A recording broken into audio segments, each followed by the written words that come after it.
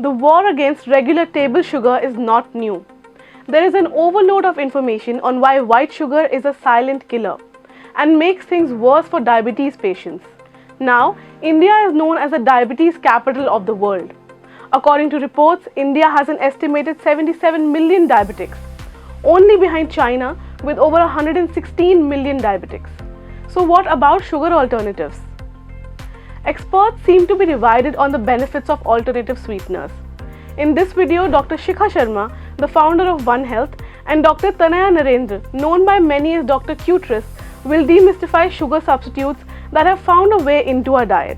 Diabetes is not just about sugar, it is actually one of the chronic inflammation disorders.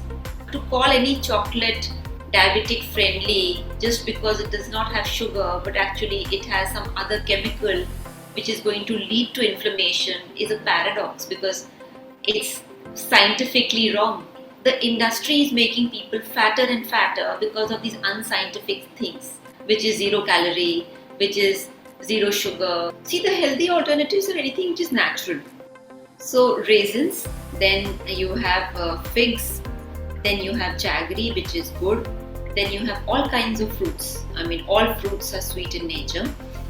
Then you have, of course, dried fruits, which is dried apples or dried bananas, or the dried versions of fruits is also available. All of them are excellent. They are ideal for for getting the sweet taste. And I think using white sugar should be stopped in all homes, and at least for kids under 10. You know what sugar is called as the legal addiction, what opium was in ancient times. Aspartame, don't use aspartame, right? Aspartame is a chemical. Similarly, sucralose, even it's made from sugar, but the end molecule is completely changed. It's not natural anymore. It's like a tampered molecule. Similarly, mannitol and many other of these things, they are tampered molecules, so they should not be consumed. Stevia is slightly okay, but not like all the time. As far as food is concerned, I think it's the entry of non-food items into food which is the biggest cause for concern amongst doctors, amongst health professionals.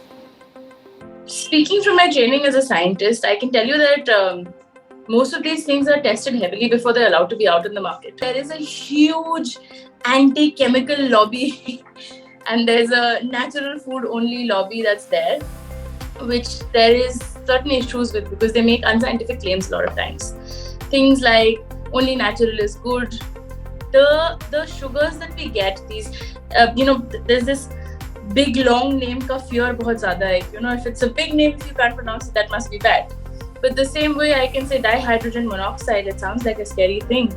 But dihydrogen monoxide is H2O. It's water.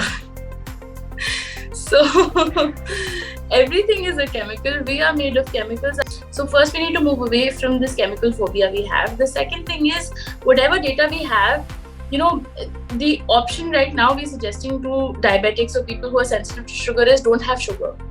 But that's not feasible. That's not a reasonable option to give to people. They will consume it. So instead of loading them with unnecessarily guilt and unnecessary restriction in their life, we can offer them viable alternatives. And a lot of these alternatives are plant derived. Jaggery is sugar. Jaggery is just sugar in different form. It's like saying ice is better than vapor. Jaggery sugar is not better than regular sugar in average standards, but yeah, if you want, you can replace your average sugar with jaggery sugar. It has a little bit more iron than standard sugar. Of all the recent data we have, stevia has been shown to be basically pretty good for health. You can easily swap out your regular sugar for stevia. The only thing that I would watch out for is if you're consuming these sugar alcohols, then you want to be sure you're not consuming them in very large amounts. Because like I said, these are not digested the same way as regular sugar is. They're digested by bacteria inside your intestines. So if you're eating too much of this, these bacteria cannot handle this load and you can have abdominal discomfort, you can feel bloated. This is the only place where you want to be careful. Health should not be expensive and health is not expensive. Regular, good, healthy whole grains, diversity in your diet, and timed meals. It's very boring, but that's the real honest answer.